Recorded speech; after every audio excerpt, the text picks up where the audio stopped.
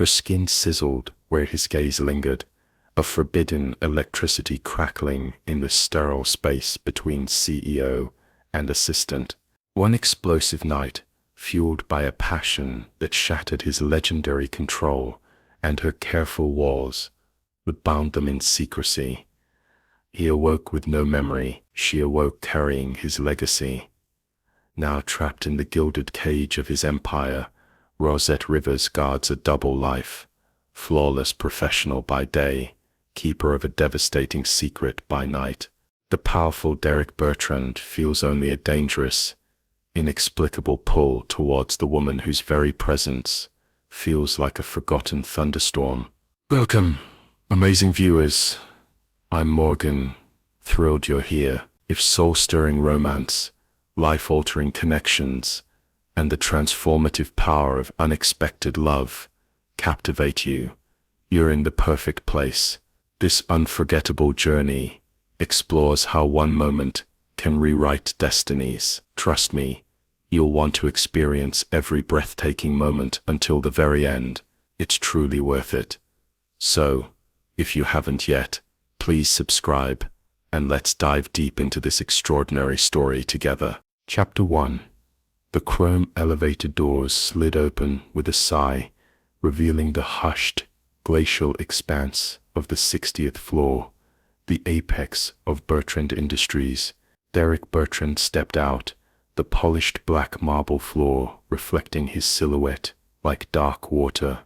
The air itself seemed to hold its breath, conditioned to a precise, sterile coolness that matched the sharp lines of the glass walls and brushed steel fixtures. He moved with a contained power, shoulders broad beneath the immaculate charcoal suit, but there was a new tension in his frame, stiffness, subtle yet pervasive, a tremor ghosting through his left hand, where it rested at his side, barely visible unless one knew to look, and Rosette Rivers knew. She stood beside his vast, empty desk, a solitary figure of warmth in the chrome and glass tundra. Her posture was impeccable, back straight, hands clasped before her, radiating a quiet competence. The morning light, streaming through the panoramic windows that showcased the city sprawling below like a circuit board, caught the rich deep mahogany of her skin and ignited flecks of gold in her dark watchful eyes. Her hair, a crown of intricate braids, swept back into a sophisticated knot, emphasized the elegant line of her neck. She was stillness personified, yet her presence hummed, a grounding force in the sterile void.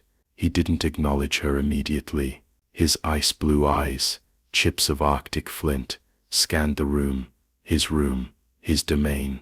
It was a fortress, meticulously ordered, every surface gleaming, devoid of personal clutter. Since the accident, its perfection felt more like a cage, a reminder of the control he needed to reassert, the vulnerability he needed to bury. The doctors had called it remarkable recovery. He called it insufficient. The ache in his ribs, the persistent tremor, the fragmented fog that sometimes clouded his thoughts. Weakness. Unacceptable. Report, he stated, the single word clipped, cold, landing in the silence like a dropped stone. He didn't look at her, striding towards the desk. His gait lacked its former predatory fluidity. There was a fractional hitch, a conscious effort to mask the lingering damage. Rosette moved with silent efficiency, a practiced ballet. She retrieved a slim tablet from the side table, her movements economical and graceful. The Singapore acquisition team finalized the due diligence report overnight. Minor regulatory flags, highlighted on page 12. Legal recommends preemptive mitigation strategies, detailed in the annex. Her voice was low, melodious, perfectly modulated, professional, distant. She placed the tablet precisely on the desk before him, her fingers not lingering a millisecond longer than necessary. The faintest scent of lavender, and something warm, uniquely her, drifted towards him as she leaned forward.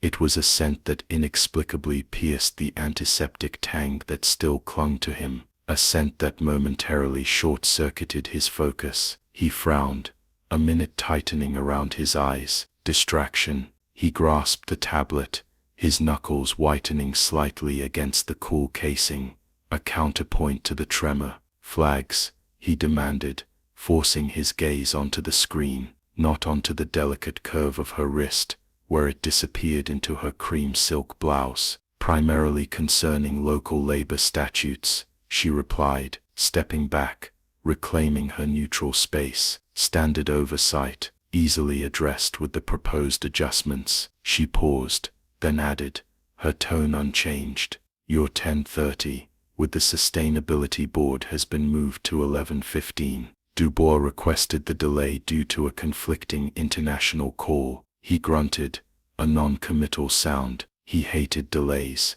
deviations, yet he didn't countermand her. Rosette Rivers was unnervingly competent. She anticipated needs, the coffee appearing at his elbow at precisely 98 degrees Fahrenheit, the relevant files materializing before he asked, his schedule bending seamlessly around unforeseen crises. She was an indispensable asset, a smoothly functioning extension of his will. That was all, should be all. But as he scanned the report, the words blurred, his gaze flickered upward, drawn against his volition. She was looking out the window, her profile serene against the glittering cityscape. The sunlight caught the high curve of her cheekbone, the soft fullness of her lower lip.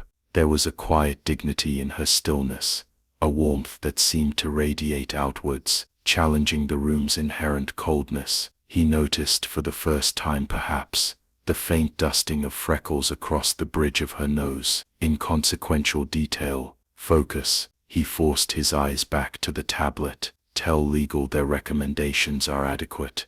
Proceed, and ensure Dubois knows my time isn't elastic. His voice was rougher than intended. Of course, Mr. Bertrand. She didn't flinch. She never flinched. But he thought he saw the faintest tightening at the corner of her eye. Or perhaps it was just the light. The silence stretched, thick with the hum of the building's systems, and the frantic silent beat of his own irritation. Irritation at the report, at the delay, at the persistent ache in his side, at this awareness. Why did her proximity suddenly feel like a physical pressure? Why did the scent of lavender make the sterile air feel thin? He pushed back from the desk abruptly, the chair scraping harshly on the marble. The sudden movement sent a lance of pain through his ribs. He stiffened, sucking in a breath through his teeth, turning his face sharply towards the window to hide the involuntary grimace. Weakness, visible weakness. He sensed rather than saw her reaction, a slight intake of breath,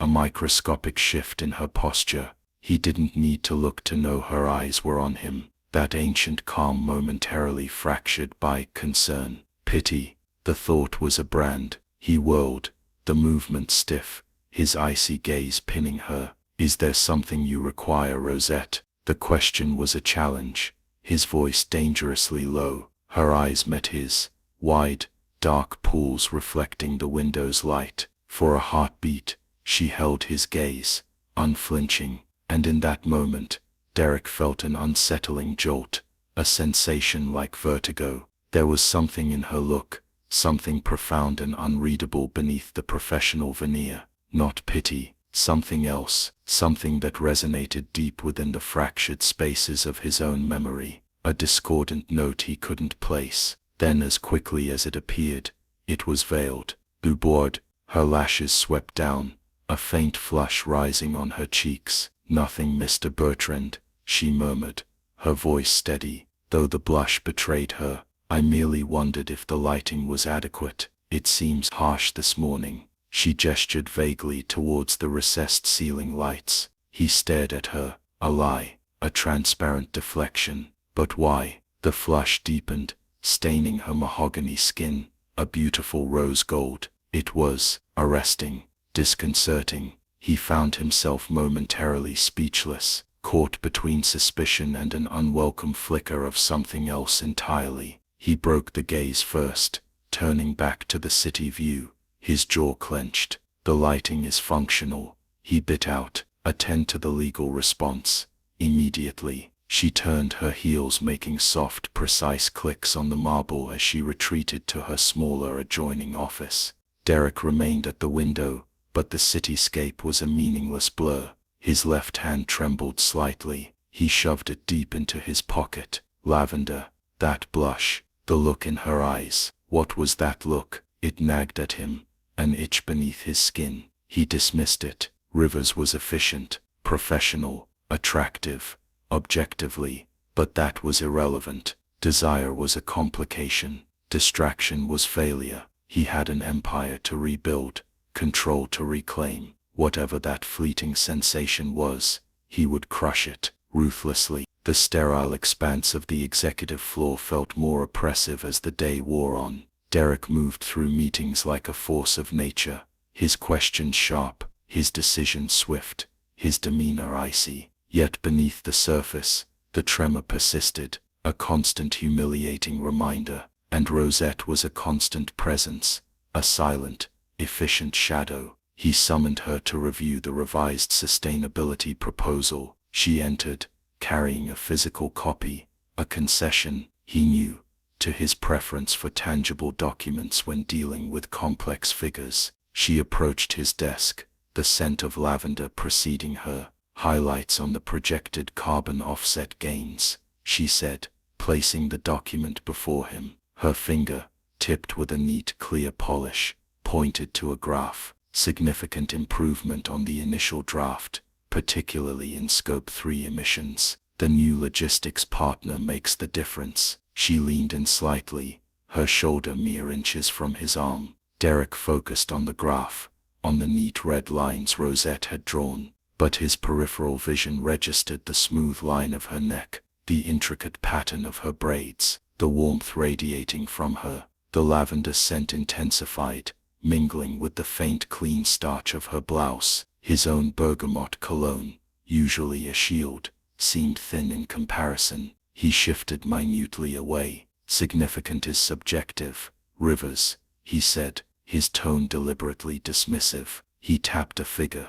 This projected saving relies heavily on hypothetical supplier compliance. Where's the enforcement mechanism? He glanced up at her, expecting a swift, data-driven rebuttal. She met his gaze, her dark eyes calm. Hypothetical perhaps, Mr. Bertrand, but achievable. The contract clauses are watertight, penalties severe, and a ghost of a smile touched her lips, so fleeting he almost missed it. Hypothetical savings are still preferable to concrete losses, wouldn't you agree? Or are we abandoning ambition along with the hypotheticals? The quiet challenge, wrapped in flawless professionalism, caught him off guard. A spark of something that wasn't entirely irritation flared. Flirtation? No. Impossible. Just unexpected nerve. He leaned back in his chair, steepling his fingers, ignoring the protest from his ribs. Ambition requires realism, Rivers, not wishful thinking fueled by hypotheticals. He arched an eyebrow.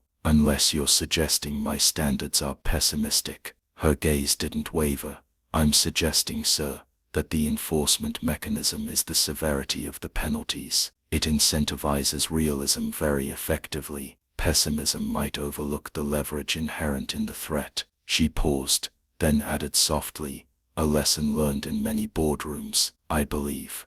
A faint, almost imperceptible curve touched his own lips. It felt foreign. Touché, Miss Rivers, he conceded, the formality laced with a dry amusement he hadn't felt in months.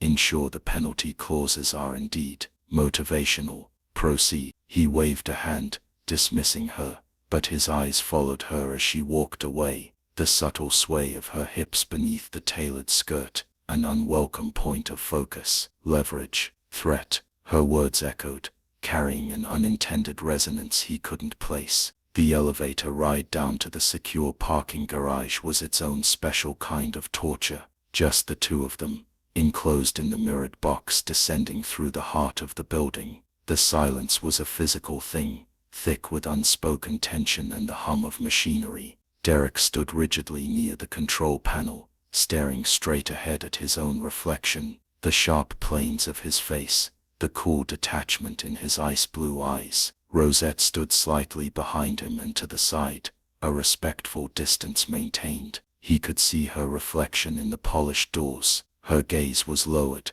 fixed on her clasped hands. The fluorescent light glinted off the small gold hoops in her ears. Her breathing seemed deliberately slow, controlled. He found himself mirroring it, trying to steady his own pulse, which felt inexplicably rapid. The faint scent of lavender was trapped in the enclosed space, enveloping him. He remembered the blush on her cheeks earlier, remembered the unexpected spark of their exchange. His reflection showed the tension in his jaw. This is absurd. He was Derek Bertrand. He commanded billions, dictated markets. He did not get unnerved by elevator rides with his assistant. Yet, every nerve ending felt hyper-aware of her presence behind him. The soft rustle of her clothing, the warmth she seemed to generate. His left hand resting against his thigh, trembled visibly. He curled it into a fist, the knuckles whitening, weakness visible. The elevator slowed,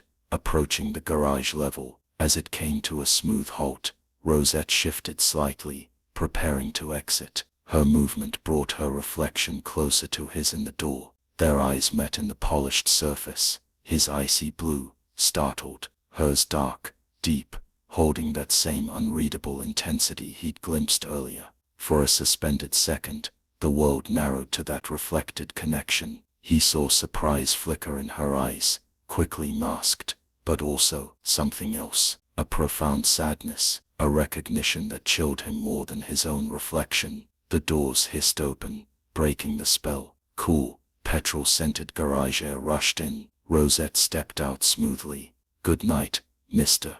Bertrand," she said, her voice perfectly level, already walking towards her modest sedan without looking back. Derek stood frozen for a second in the elevator doorway, the chill of the garage a shock after the charged silence. "Good night, Rivers," he managed, the words sounding gruff to his own ears. He watched her until she disappeared into the shadows near her car, the tremor in his hand now a persistent vibration he couldn't suppress. The encounter left him feeling off balance, scraped raw. What was it about her?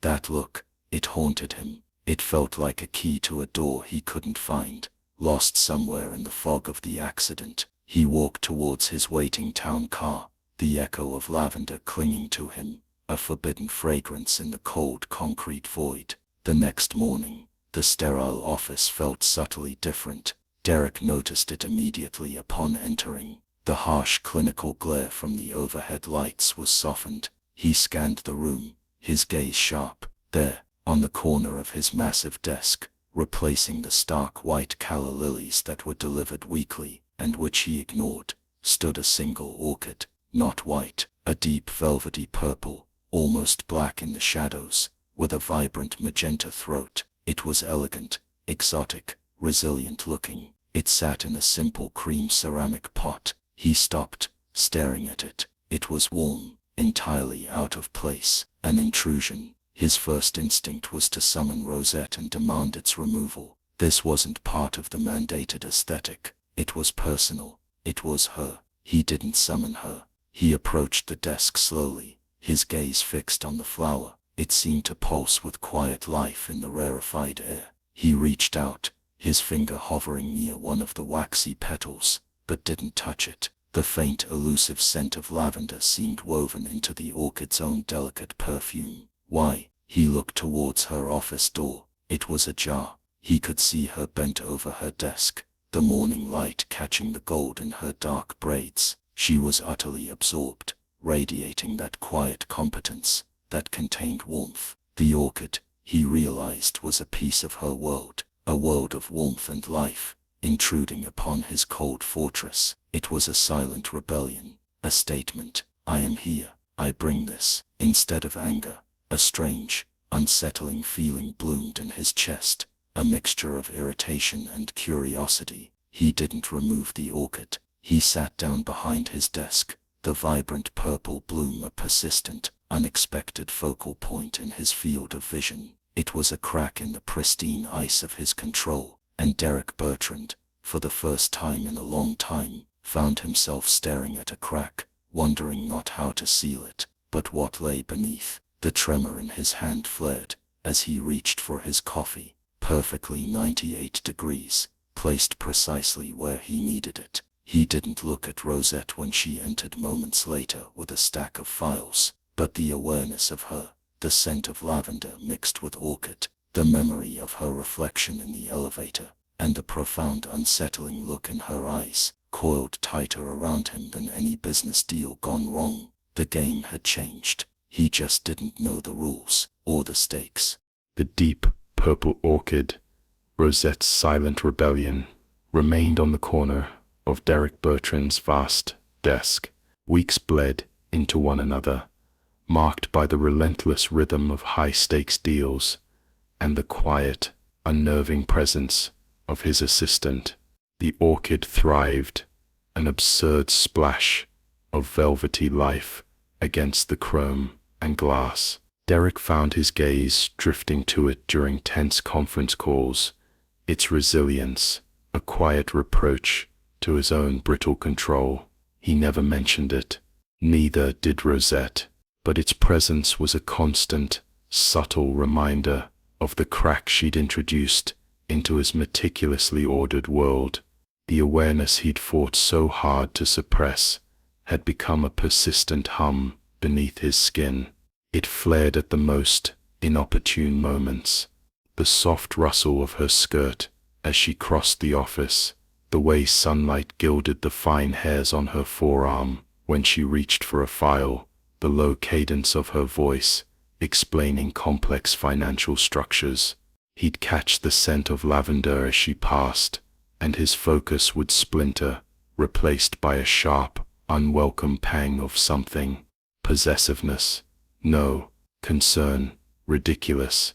It was purely biological, he told himself, a reaction to proximity and competence.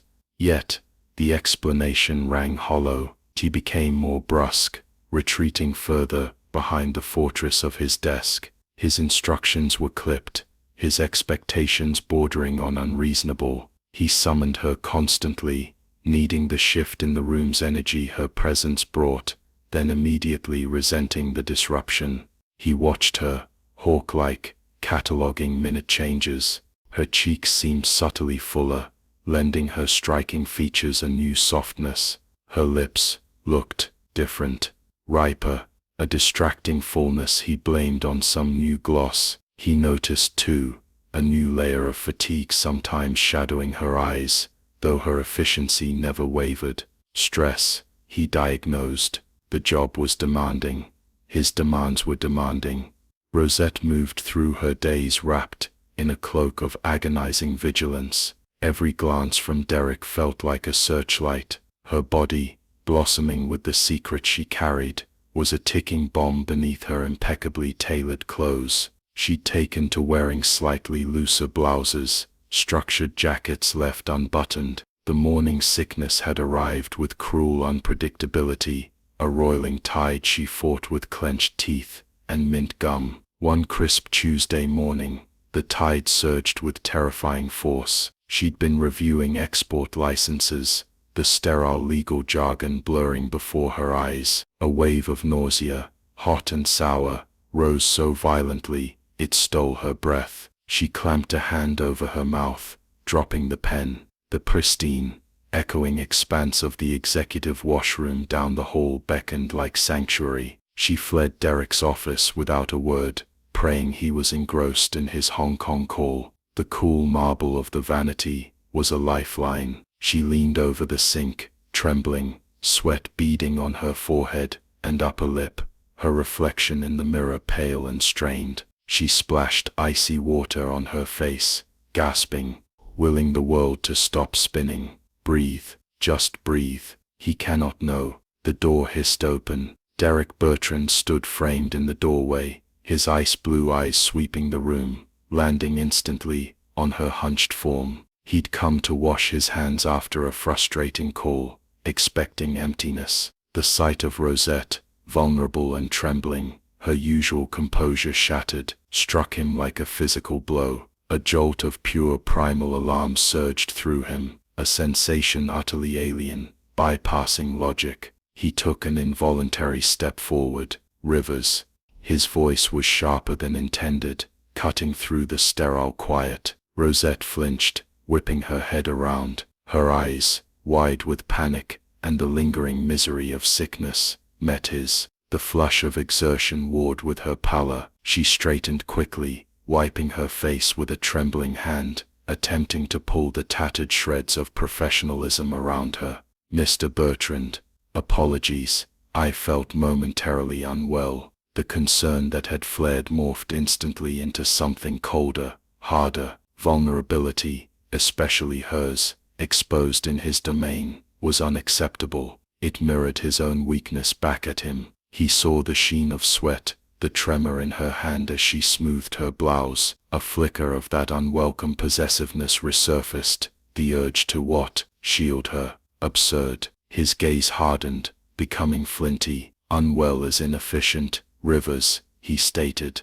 his voice regaining its customary ice. He stepped fully into the room, his imposing frame making the space feel suddenly cramped. He moved to the sink beside her, turning on the tap with deliberate force. The sound of rushing water filled the silence. "See a doctor today. This level of disruption cannot continue." He scrubbed his hands with surgical precision, not looking at her, but acutely aware of her every ragged breath, the slight tremor in her shoulders. "Efficiency," he added, the word dropping like a stone, "is paramount." Rosette felt the sting of his words colder than the water on her skin. Disruption, like faulty machinery. She watched his reflection in the mirror, the sharp profile, the rigid set of his shoulders, the utter lack of empathy. The man who had shattered her world, forgotten it, and now dismissed her suffering as an inconvenience. A spark of defiance,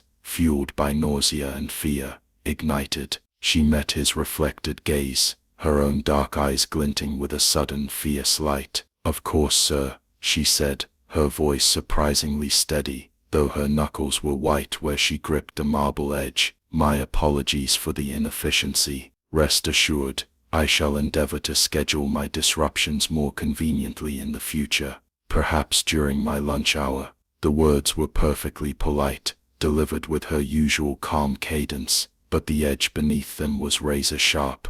Derek froze, his hand still under the stream of water. He slowly turned his head, his icy gaze locking onto hers in the mirror. A muscle ticked violently in his jaw. The sheer unexpected audacity of her retort, wrapped in flawless professionalism, momentarily stunned him. It wasn't defiance, it was flirtation, a dangerous, thrilling counterpoint to his cold command. He saw the fire in her eyes, the flush returning to her cheeks, not just from sickness now, but from the heat of their silent clash. The air crackled. "See that you do," he finally managed, his voice dangerously low. He shut off the tap with a snap, grabbing a linen towel. He dried his hands with slow, deliberate movements, his eyes never leaving her reflection. "And Rivers," he paused, letting the tension coil tighter, "ensure the doctor provides a comprehensive report. Bertrand Industries invests heavily in its assets.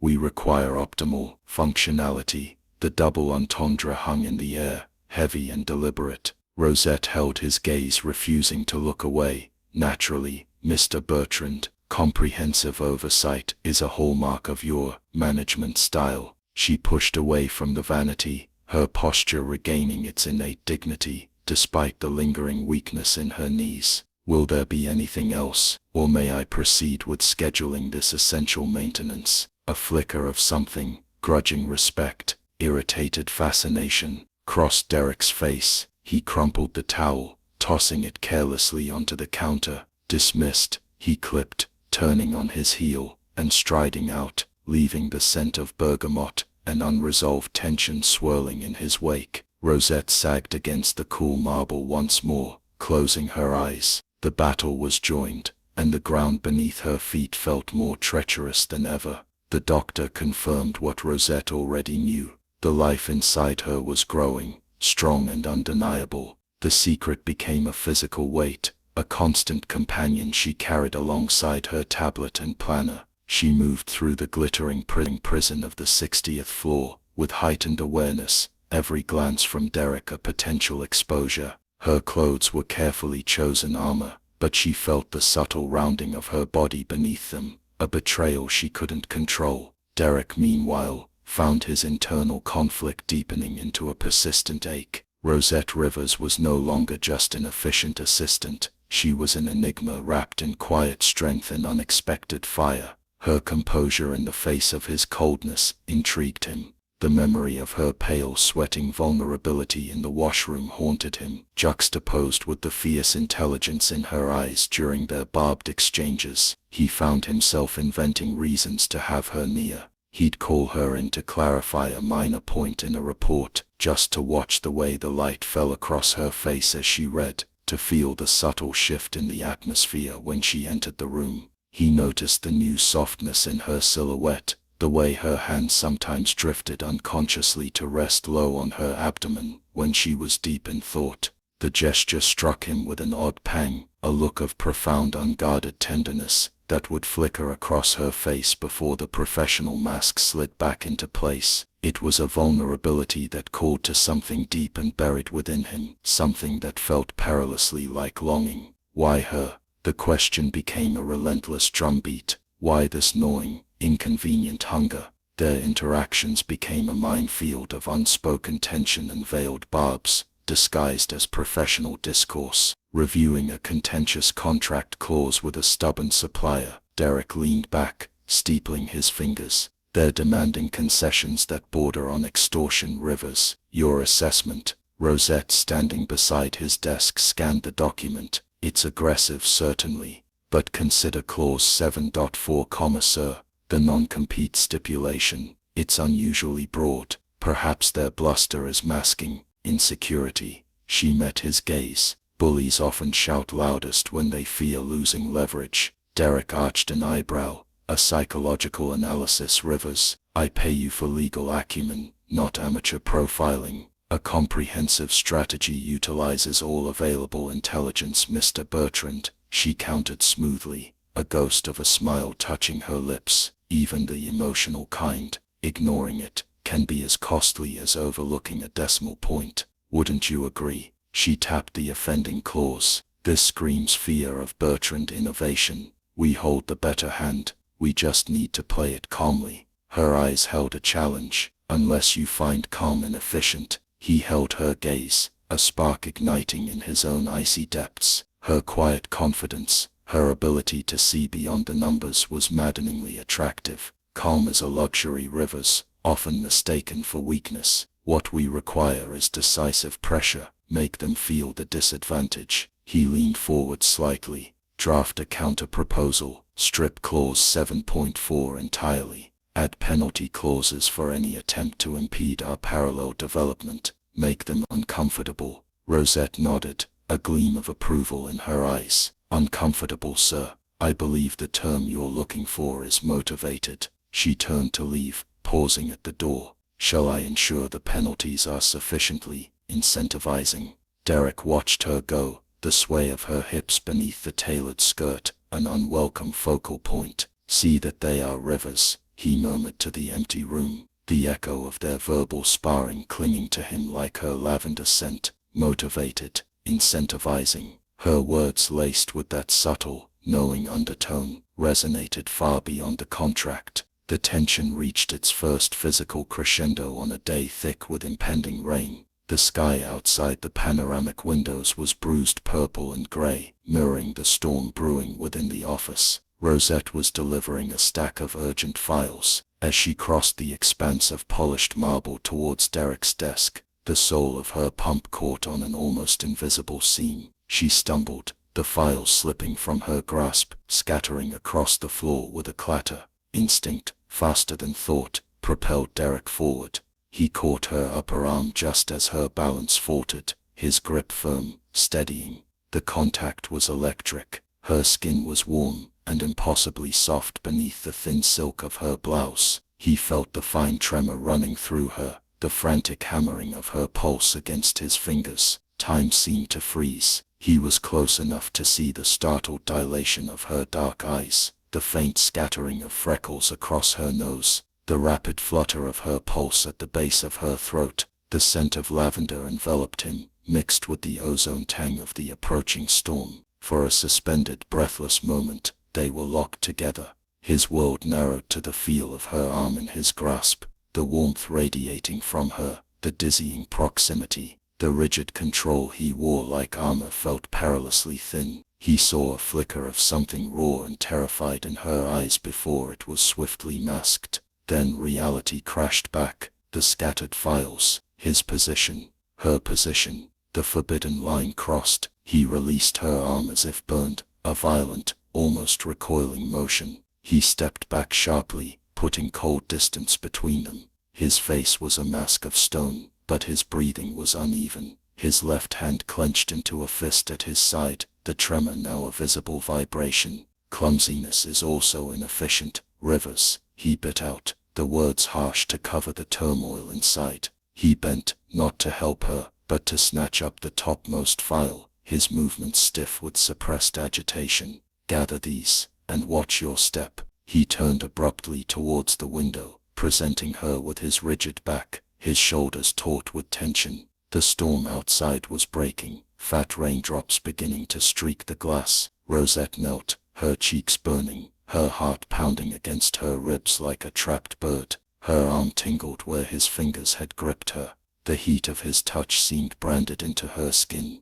The baby chose that moment to move, a distinct powerful flutter deep within her, a secret life asserting itself mere feet from the man who had forgotten its creation. She pressed a hand hard against the slight swell beneath her blouse, a silent plea for stillness, her eyes fixed on Derek's unyielding back silhouetted against the raging storm. The rain lashed the windows, a furious drumming that echoed the frantic beat of her own pulse and the tremor she could see in Derek's clenched fist. The distance between them, physically widened, felt charged, crackling with everything unsaid, everything forgotten, everything growing beneath her heart. The game had become a dance on a knife's edge, and the blade was growing sharper with every forbidden touch, every charged glance, every tremor of the hand that had once known her body in the dark.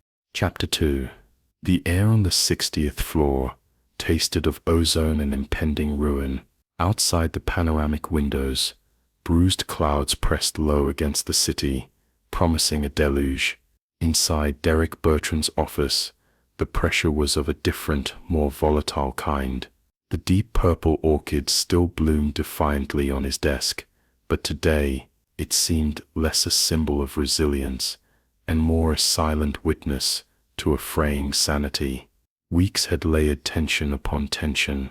Rosette's pregnancy was now an undeniable truth beneath her strategically draped fabrics. The subtle rounding had become a gentle, firm curve, a secret carried with increasing heaviness.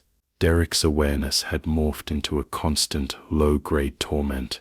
He saw the changes, the new fullness, the unconscious way her hand would cradle the swell when she thought no one was looking, the luminous, almost otherworldly quality her skin had taken on. It fascinated and infuriated him in equal measure. Why her? The question was a gnat buzzing incessantly in his skull. Why this consuming, illogical pull towards an employee, towards this? He'd buried himself in work, driving himself and everyone around him with brutal efficiency, trying to outrun the gnawing hunger, the confusing flashes of unwelcome tenderness that pierced his icy resolve. His left hand trembled more frequently, a physical echo of the internal quake. The breaking point arrived cloaked in corporate warfare. The Singapore acquisition, the one Rosette had initially flagged, had soured spectacularly. A rival conglomerate, Lazarus Holdings, had swooped in at the 11th hour, leveraging obscure local connections and whispering poisonous doubts about Bertrand Industries' commitment. Derek had spent the morning locked in a virtual boardroom with furious investors and stone-faced Singaporean officials, the digital air crackling with accusation and distrust. Pain radiated from his healing ribs with each sharp breath. His headache, a vice tightening behind his eyes. Rosette had been a silent presence beside him, a calm island in the storm, her notes precise, her voice steady as she translated legalese and cultural nuance. Her quiet competence, usually his anchor, today felt like a reproach. He felt exposed, weakened, his control slipping through his fingers like sand. The final blow came via a leaked internal memo, a minor, speculative risk assessment Rosette had drafted weeks ago, twisted by Lazarus into a damning prophecy of failure. Derek saw it flash onto a shareholder's screen, accompanied by a sneering comment. The room dissolved into chaos. He ended the call with a slam of his fist on the desk, the sound echoing like a gunshot in the sudden silence of his office. The orchid trembled in its pot. Poor Stivchet. He whirled on Rosette, who was gathering her tablet, her face pale but composed. The pressure cooker within him detonated. All the frustration, the pain, the humiliating weakness, the maddening, inexplicable desire he couldn't quash. It found its target. "This," he hissed, his voice dangerously low, vibrating with suppressed rage. He snatched a printed copy of the leaked memo from her hands, crumpling it.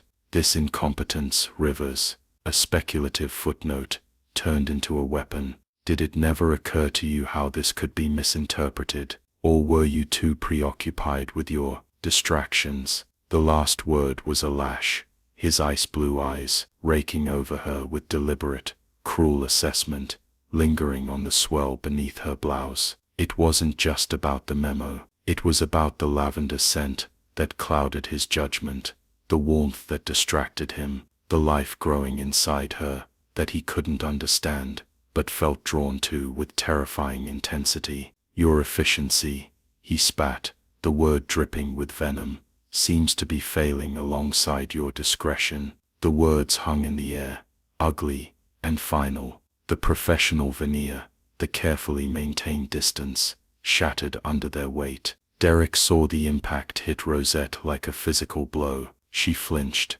her breath catching audibly. The color drained from her face, leaving her mahogany skin ashen. The composure he'd relied on, the quiet dignity he'd found both irritating and compelling, didn't just crack, it vaporized. But what replaced it wasn't tears or cowering submission. It was something far more devastating, absolute stillness. A profound, terrifying calm settled over her features, smoothing them into an impassive mask. Slowly, deliberately, she placed her tablet down on the edge of his desk with infinite care.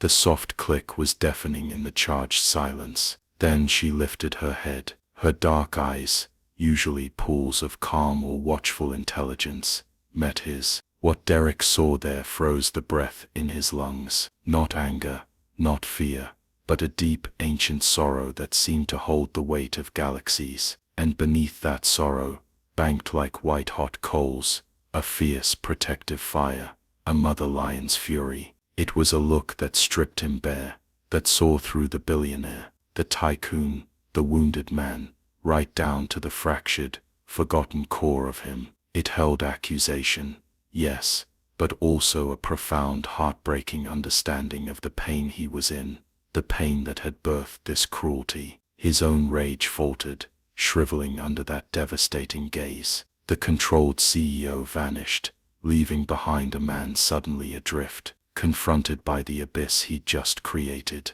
Rosette didn't speak. Words were inadequate, relics of the professional facade now lying in ruins. Instead she moved, slowly, with a heavy, deliberate grace that felt ceremonial. She stepped around the desk. The air thickened with every step she took towards him. The scent of lavender, intensified, mixed now with the faint, clean smell of rain lashing the windows. Derek stood rooted, unable to look away from her eyes, from the terrifying stillness radiating from her. His heart hammered against his ribs, a frantic counterpoint to the drumming rain. She stopped mere inches before him, so close he could feel the warmth radiating from her body. see the faint pulse beating in the delicate hollow of her throat. The sorrow and fire in her eyes held him captive. The world narrowed to the space between them, to the storm outside, to the frantic thudding in his own chest. He braced for words,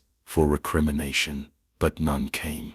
With infinite slowness, her gaze never leaving his, Rosette reached out. Her hand, usually so steady, trembled slightly as it hovered for a heartbeat in the charged air.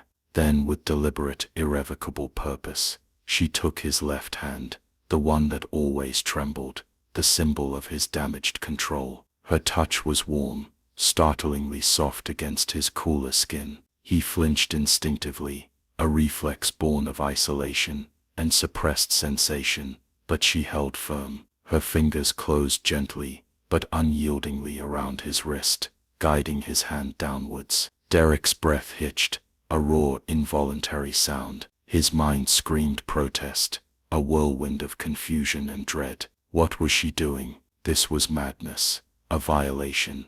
But he was paralyzed, mesmerized by the sorrow and resolve in her eyes, by the terrifying intimacy of her touch. She guided his hand across the space between them, past the sharp line of his suit jacket, past the folds of her own draped blouse, and then she pressed his broad palm flat against the hard, unmistakable curve of her abdomen. Silence, not the absence of sound, but a roaring vacuum that swallowed the drumming rain, the hum of the building, the frantic beat of his own heart. The world ceased to exist beyond the point of contact. His palm registered the firm warmth beneath the thin fabric, the solid reality of the life she carried. It was an undeniable truth branded onto his skin. He froze, utterly, his ice-blue eyes, wide with shock, locked onto hers. The contact was electric, terrifying, profoundly intimate. His breath stopped. His mind, usually a whirlwind of calculation and control, went terrifyingly, utterly blank. And then, it happened. A powerful, distinct thump vibrated against his palm, a solid kick, strong and undeniable, connecting directly with the center of his hand. The baby, his baby. The impact wasn't just physical, it was seismic. It shattered the dam holding back the fractured river of his memory. Sensation first, the slick heat of skin beneath his fingers, her skin damp with sweat, the slide of silk sheets tangled around limbs, the crushing weight of desire, overwhelming, terrifying, consuming. The scent of lavender, heady and intoxicating, mingled with salt and sex and rain. The sound of rain lashing against windows, a furious drumming soundtrack. The feel of her body, arching beneath his pliant and eager. The tight, impossible heat as he sheathed himself fully. Her gasp, sharp, surprised, ecstatic, echoing in the dark. The sight of her eyes, wide and dark and vulnerable, reflecting the city lights, filled with a trust that had shattered his control. Her voice, breathless, gasping his name. Derek, not Mr. Bertrand, but Derek, like a prayer, like a surrender. His own voice, ragged, unrecognizable, groaning her name. Rosette, as pleasure, white-hot and annihilating, tore through him. A loss of control so complete, it felt like flying and falling simultaneously. Emotion next, a crushing wave of tenderness, so profound it stole his breath. A fierce, possessive protectiveness, a bone-deep vulnerability that terrified him. The dizzying intoxication of surrender, of being known, truly known, in that moment. The devastating, soul-deep connection forged in that single forbidden night. And then, the chilling void, the screech of tires, shattering glass, impact, darkness, waking to sterile white pain, and a gaping hole, where that memory, where she should have been. The kaleidoscope of sensation and emotion slammed into Derek with the force of a physical blow. He gasped, a raw, choked sound, tearing from his throat. His eyes, wide and shattered, filled with a dawning horror, a recognition so profound it was agony. His hand, pressed against her belly, didn't pull away. Instead, his fingers spasmed, then tightened convulsively, possessively, anchoring himself to the life beneath his palm, to the woman before him, The tremor in his hand was violent now, a visible earthquake running through his entire frame. Christ, the word was a broken whisper, barely audible over the drumming rain. He stared at Rosette, truly seeing her for the first time since the accident. Not the efficient assistant, but the woman whose body he'd known, with desperate intimacy, whose trust he'd shattered with his forgetting, who had carried the consequence of their night, his child, alone. He saw the tears now, tracking silently down her cheeks, glistening in the storm-gray light. He saw the exhaustion, the fear, the fierce love for the child whose kick still echoed against his hand, and beneath it all, the enduring echo of that devastating, forgotten trust. The sterile office, the symbol of his controlled empire, felt like the deck of a ship caught in a hurricane. The polished marble, the cold glass, the relentless storm outside, it all receded into a blurry backdrop. The only reality was the heat under his palm, the solid movement of the child, the salt taste of her tears in the charged air, the scent of lavender mixed with rain, and the ghost of that night, and the deafening, all-consuming silence that roared with the echoes of memory, and the terrifying, undeniable truth. The fortress had fallen, the control was obliterated. Derek Bertrand stood on the ruins, his hand irrevocably connected to the life he'd forgotten, and the woman whose body remembered everything. The point of contact had become the epicenter of his world's destruction, and perhaps its terrifying, impossible reconstruction. Chapter 4. The silence that followed the point of contact wasn't the absence of sound, but a new entity entirely. It filled Derek Bertrand's penthouse, thick and humming, a living thing woven from shock, fractured memory, the terrifying, nascent pulse of connection.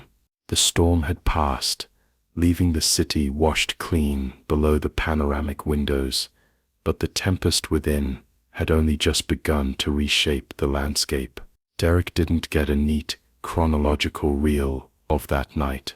Instead, he was assailed by shards, the slick heat of Rosette's skin beneath his palms, the desperate catch of her breath against his neck, the blinding white heat of release that had felt less like pleasure and more like annihilation of the controlled man he'd believed himself to be. He remembered the crushing tenderness that had swamped him afterwards, a feeling so alien it had terrified him even as he drowned in it. And he remembered the void, the screech of tires, the shattering glass, the waking in sterile white to a world stripped of her, of them, leaving only a phantom limb of emotion and a pervasive sense of wrongness he'd attributed to injury. Now, seeing Rosette, truly seeing her, the woman whose body remembered everything, who carried the living proof of his forgotten surrender, the phantom limb blazed with agonizing sensation, all warred with a guilt so profound, it choked him. He saw the exhaustion etched around her eyes, the protective curve of her hand over her belly, the quiet strength that had carried his child and his ignorance. The efficient assistant was gone, replaced by a figure of monumental, silent courage. He became her shadow, not the CEO, but a man adrift, tethered only to the gravity of her presence and the life stirring beneath her skin. He observed her with an intensity that bordered on obsession. He watched the way sunlight caught the gold in her braids as she sat reading on the vast, uncomfortable white sofa he'd never used. He noted the soft, unconscious humming that escaped her when she thought she was alone, a low melody for the child within. He saw the profound peace that settled over her features in those unguarded moments, a serenity that seemed to radiate from the life she nurtured. It was a peace he felt violently unworthy of, yet drawn to like a moth to a forbidden flame. The sterile perfection of the penthouse began to fracture, subtly, at first. Rosette, needing to nest, had brought a worn, impossibly soft cashmere throw from her apartment. Derek found it draped over the arm of the sofa one evening. He didn't remove it. Instead, he ran his fingers over the softness, remembering the feel of her skin. Later, he returned from a board meeting, conducted with robotic efficiency, his mind only half present, to find a small framed sonogram image, placed discreetly beside the orchid on his ridiculously expensive minimalist desk. The grainy image of a tiny profile, a fist curled near a cheek, his child. He stared at it for a long silent moment, the tremor in his hand flaring violently. He didn't move it. He learned her preferences through silent, awkward observation. He noticed she winced slightly at the strong black coffee he favored. The next morning, a delicate porcelain cup of steaming chamomile tea, the color of pale honey, appeared beside her usual reports. He saw her shiver slightly one evening, despite the penthouse's climate control. An hour later, a ridiculously luxurious, impossibly soft blanket, far finer than her worn cashmere, materialized on the sofa beside her. He didn't say a word. He simply placed it there, his movements stiff, his gaze avoiding hers. Touching her became a necessary, terrifying ritual. It started small, tentative, a hesitant brush of his fingers against her elbow as he guided her towards a chair. The lumbar support is better here. Rivers, Rosette. He stumbled over her name, the intimacy of it still jarring. His hand on the small of her back as he held open a door, a fleeting point of contact that sent electric currents through them both. Each touch was an apology, whispered against skin, a question mark hanging in the air, a silent claim staking territory on the ruins of their old relationship. Rosette allowed it. The initial shock, the resentment born of carrying his secret alone, began to soften under the relentless, silent onslaught of his presence and his clumsy, earnest care. She saw the cracks in his marble facade, the vulnerability in his eyes when he looked at her belly, the raw panic that flickered when she winced at a particularly strong kick, the sheer bewildered awe when the baby moved visibly beneath her dress. She saw the man who had been that night, passionate, tender, terrifyingly vulnerable, struggling to re-emerge from the wreckage of amnesia and ingrained control. Her love, once a hidden, painful burden, now cautiously unfurled tendrils of hope. One afternoon, she sat at the kitchen island, sorting through mail. Derek stood nearby, ostensibly reviewing a contract on his tablet, though his gaze kept drifting to her profile. The baby was active, little feet drumming a rhythm against Rosette's ribs. She winced, pressing a hand to her side. Instantly, Derek was beside her, his tablet forgotten. "What is it? Are you?" The panic in his voice was undisguised. Rosette smiled faintly, a real smile that softened her features. "Just practicing their soccer kicks, Mr. Bertrand. Apparently, my spleen is the goal." She placed his hand over the spot where the tiny foot had landed. "Feel." He held his breath as another solid thump vibrated against his palm. A look of pure wonder crossed his face, erasing the usual lines of tension. "Strong," he murmured, his thumb tracing a gentle circle over the fabric of her dress. "Definitely takes after you." Rosette arched an eyebrow, a spark of the old flinty intelligence glinting. "In footwork, or in finding the most inconvenient target?" She shifted slightly, his hand still warm on her belly. "Perhaps they simply object to corporate jargon before lunch." A future negotiator, clearly, already practicing leverage. A low chuckle escaped Derek, a rusty, unfamiliar sound. "Leverage. They have plenty already." His gaze met hers, warm and intense. "Holding their mother hostage from the inside is a rather powerful tactic, though." He leaned in slightly, his voice dropping to a murmur. "I suspect their timing is strategic, disrupting workflow right before lunch, highly efficient for securing snacks." Rosette laughed, a soft, warm sound that filled the bright kitchen. "Efficiency is paramount, sir," she quipped, echoing his earlier, harsh words back at him, but now laced with shared amusement. "Even in utero, they're clearly a quick study." She patted her belly. Good instincts. Derek's hand lingered, his thumb still making those absent, soothing circles. The banter, laced with their shared reality, felt like a bridge being built over the chasm of the past months.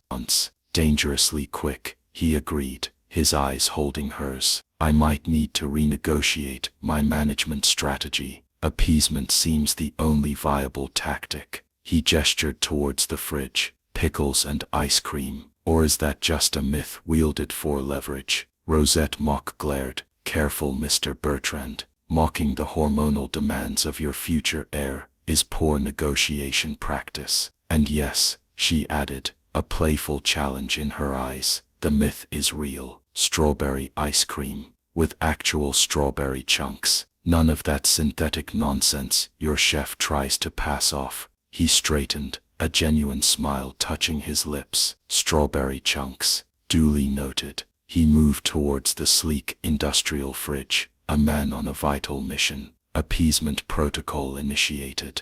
The sterile world of the penthouse surrendered further. Rosette's small collection of thriving plants migrated from her apartment, finding spots where the light was best. Soft, thick rugs appeared on the cold marble floors. A rocking chair, a gift from Derek, that arrived without comment but with perfect assembly, took up residence near the windows overlooking the city. The orchid, sensing the shift, sent up a new spike, heavy with deep purple buds. The environment absorbed their warmth, their tentative steps towards a shared life. The final transformation began not with a boardroom coup, but with a low gasp in the pre-dawn stillness. Rosette woke Derek with a hand on his arm, her face pale but composed in the moonlight, filtering through the blinds. It's time, she said, her voice calm but edged with an excitement and fear that mirrored his own. The controlled billionaire, dissolved. Derek Bertrand, who commanded markets and intimidated titans of industry, became a frantic novice. His movements were jerky, his voice tight with a panic he couldn't suppress. He fumbled with the overnight bag they'd packed weeks ago, dropped the car keys, cursed with a fluency that made Rosette, even through a tightening contraction, give a breathless laugh. Breathe, Mr. Bertrand, she managed, gripping his arm as another wave hit. The driver is waiting, and try not to bankrupt the hospital valet. The drive was a blur of streetlights and Rosette's controlled breathing. The sterile, brightly lit delivery room felt alien, a battleground where his money and power meant nothing. All that mattered was the woman on the bed, her face contorted with effort, sweat dampening her temples, her hand crushing his. He held on, anchoring himself to her strength, his ice-blue eyes wide with terror and a devotion so fierce it burned. He whispered nonsense, encouragements, apologies, promises, words tumbling out, raw and unfiltered. He wiped her brow with a cool cloth, his touch infinitely gentle, his own face pale and strained. When the final primal push came, he was there, his gaze locked on hers, his world reduced to her face, her strength, the terrifying, beautiful violence of creation. The first cry shattered the tension, a high, indignant wail. The doctor lifted a tiny, squirming bundle, slick and perfect, and placed it on Rosette's chest. Derek stared, utterly transfixed. Their daughter, skin the rich, deep brown of her mother, dusted with fine pale hair the exact shade of his own. Tiny fists waving, a rosebud mouth opening in another furious cry, a perfect blend, a living testament. Rosette's tears flowed freely now, tears of exhaustion, joy, profound relief. She looked down at the tiny face, her expression one of pure, radiant love. Then she looked up at Derek. He stood frozen, tears tracking unheeded through the stubble on his own cheeks. The sight of the child, the culmination of that forgotten night, of Rosette's silent strength, of this terrifying transformative journey, hit him with the force of revelation. And in that instant, the final, crucial shard of memory slotted perfectly into place. Not the pain, not the ecstasy, but the aftermath. Rosette, trembling, spent, curled against him in the dim light, filtering through rain-streaked windows, her head resting on his chest, her fingers tracing idle patterns on his skin. The profound quiet, the sense of rightness, of belonging. Her voice, thick with sleep and wonder, whispering, "Derek," not a gasp, but a sigh, a benediction. His own arm tightening around her, pulling her closer, burying his face in the lavender-scented silk of her hair, murmuring her name back, "Rosette," a vow whispered into the sacred space between heartbeats. The memory washed over him, warm and complete. The forgotten tenderness, the sense of home he'd spent months aching for, without understanding why. It hadn't been just lust, it had been the terrifying, beautiful beginning of this. He didn't speak. Words were still inadequate. He leaned down, slowly, carefully. Us. His large hand, the one that had trembled for months, now steady and sure, came to rest gently over both Rosette and the tiny, squirming life on her chest. His other hand cupped her cheek, his thumb brushing away a tear. Then he rested his forehead against her sweat-dampened temple, his eyes closed, breathing her in. Lavender, salt, life, home. Rosette leaned into the touch, into the solid warmth of him, into the shared silence that now held not tension, but a profound hard-won peace. She turned her head slightly, her lips brushing his stubbled cheek in a silent acknowledgement, a welcome home. Their daughter nestled between them, a tiny anchor in the calm after the storm. The controlled billionaire was gone. In his place stood a father, a lover, a man finally whole, forged in the crucible of forgotten passion, remembered pain, and the transformative fire of creation. The bond, once forbidden and shrouded in amnesia, was now visible, tangible, all-consuming. It pulsed in the tiny fingers wrapped around Derek's thumb, in the exhausted, triumphant curve of Rosette's smile, in the silent communion of their foreheads touching. The orchid on the windowsill, bathed in the dawn, light breaking over the city, unfurled its first deep purple bloom. The fortress had become a home. The silence finally sang.